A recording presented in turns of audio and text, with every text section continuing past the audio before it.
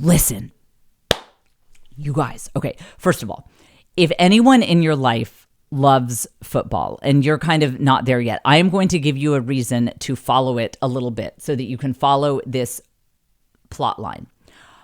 I am convinced that Aaron Rodgers, who is/was the quarterback for the Jets, is in love with Taylor Swift and deeply jealous of Travis Kelce. I am predicting right now, on October 18th, 2023, Jen Fulwiler said it first, the Aaron Rodgers, Taylor Swift, Travis Kelce situation, we haven't heard the last of it.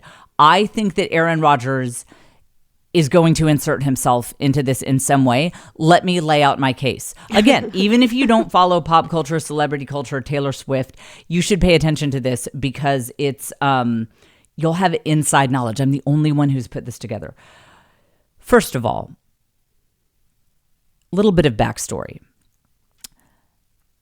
Aaron Rodgers is a huge Taylor Swift fan. Play this video, Caitlin. This is him at a Taylor Swift concert. I can't play the audio so that I don't get kicked off of YouTube, but you can see it, jfonyoutube.com. This is episode 178. If you play it one more time, Caitlin, the man's face, that's a fan. Oh, yeah. That's a true fan. No, that is not He's someone who was just into there. He was also interviewed at some point and asked what his favorite Taylor Swift songs were a year ago.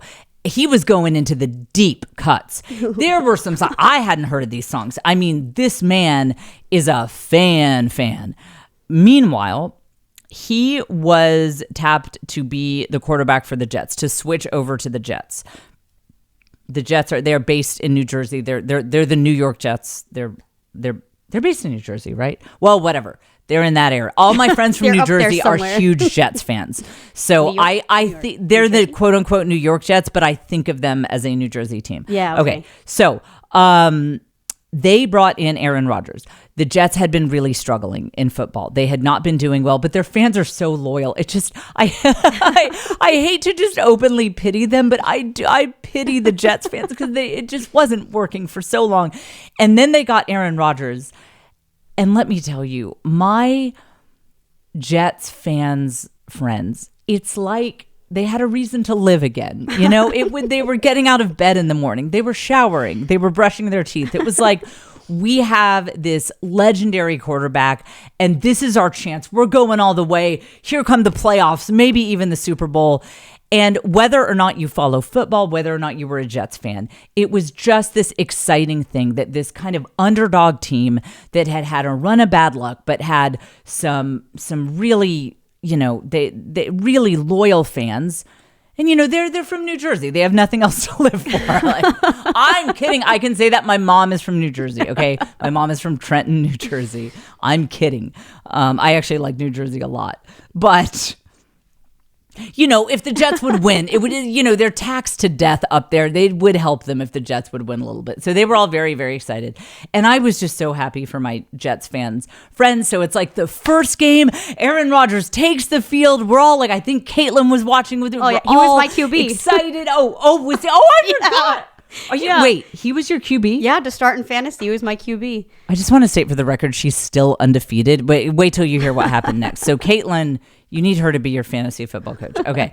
So we're all watching like, oh, hooray, here go the Jets. Here goes Caitlin's quarterback in fantasy football, Aaron Rodgers.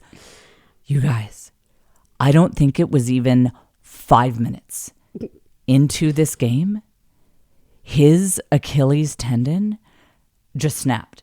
You can see it in the video. You can actually, don't look at it. It's really gross, but I won't even go into detail. Let me just say that it is visible. What happened is visible from the TV footage. And that's it. Poof. Over. He's gone. He's gone. He's just gone. He was just carted off the field. And poor guy. He's 40. Now, Tom Brady played well into his 40s. Obviously, a lot of people believed he had many good years ahead of him, but because he's 40, obviously there's a huge question mark. Is this the end of his NFL career? And I say again, even if you're not a football fan, put yourself in this poor guy's position. he had an opportunity here to reach legend status, to do something incredible, to go over to the Jets, bring them to victory, show the world who he is, reach a new level. You know, he had his receivers were all like, everything was gelling. And he just gets this catastrophic injury immediately into the first game that might have ended his career. And he was like carted off in the little truck and it was so sad. Okay. And it's still unclear. He says he's coming back, but it's unclear. So he went off to a special rehab in LA. He had not been at the Jets games because he was at a special rehab. So then, Travis Kelce started dating Taylor Swift. And so then the Chiefs, which is Travis Kelce's team, played the Jets in New York. Geography quiz. How close is LA to New York? Not very. Not very. It was a Jets home game. Guess who shows up? Yeah, boy, Aaron Rodgers.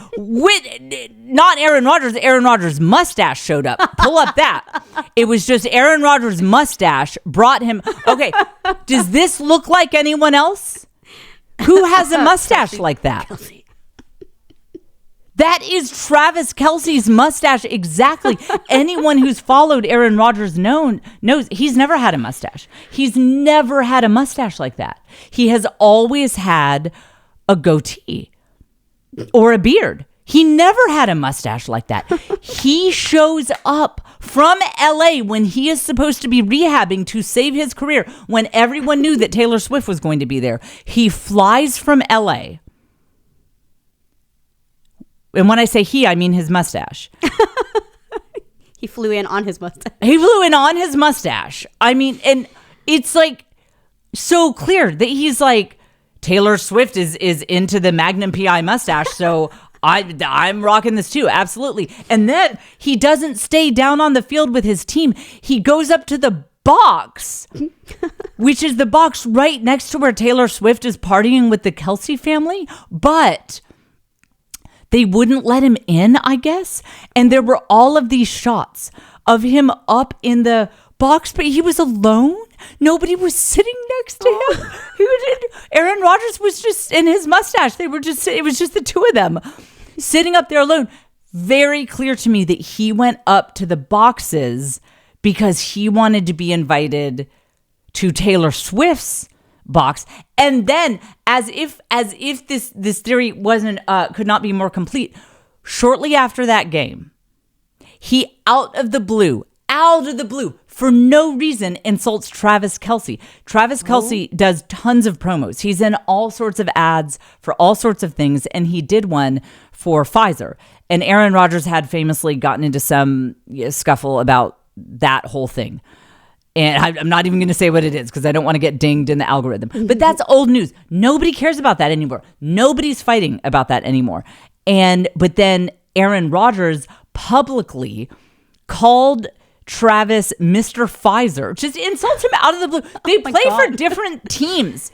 There's no reason that he needs to be talking to him. He calls him Mr. Pfizer and then challenges him to some duel on a podcast. He's like, let's go. Let's hammer this out. Let's battle it out. And Travis Kelce and his mustache are just like, why are you still talking about, like, what? I mean, he was clearly so blindsided by it. Like, why is Aaron Rodgers like he wants to debate this? No one's debating this anymore. Travis, it's because it's about Taylor. This isn't really about the vaccine. It's about Taylor. So, all right, you can take the mustache picture off. I mean, it's just too much. It's too much greatness for one YouTube channel. I'm going to get 4 extra views for that one. It's amazing. JF on YouTube.com. Takes you to my YouTube page. This is episode 178. You can look it up. He's a little jelly.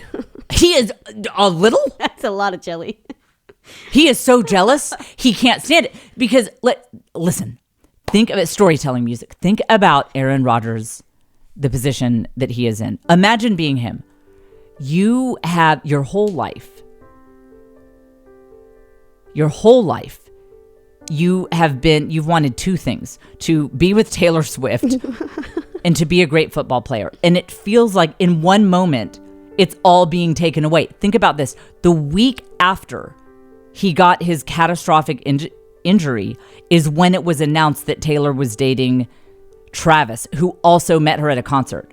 And so if you're Aaron Rodgers, you're thinking, well, I went to a Taylor Swift concert and I was rocking out and like, I didn't know that Taylor Swift dates football players. Wait a minute. I didn't know that. Like, I thought she just dated these little band, these European guys that like they have long hair and they wear more eyeliner than she does and they're anemic and they sit around like drinking tea in the fog in England. Like that was undoubtedly what Aaron Rodgers was thinking. And so he thought, I didn't make a move when I was at the concert because I didn't know. And now she's dating tight end Travis Kelce, who, by the way, he used to be a quarterback too. He once was a quarterback.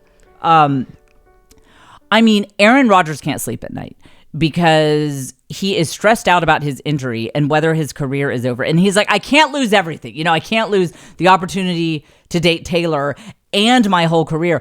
I'm telling you, no one is more motivated than that man to have a comeback. We need to be praying for him. Seriously. I feel like he is on a psychological precipice. This is going to go either way. He is either going to become an obese alcoholic who never leaves his house again, or he's coming back sooner than anyone can imagine, and he is going to take the Jets to victory, and he is going to swoop Taylor Swift off of her feet. He'll grow the beard back instead of the mustache because he'll actually have some personal confidence, and life is going to end well for him. But so listen, if you need a reason to watch football with your husband, with your friends, you can follow that storyline. So Travis Kelce plays for the Chiefs, the Kansas City Chiefs, and Aaron Rodgers is currently on leave with his injury from the New York Jets. So you can watch this story play out. I called it first that this is not over.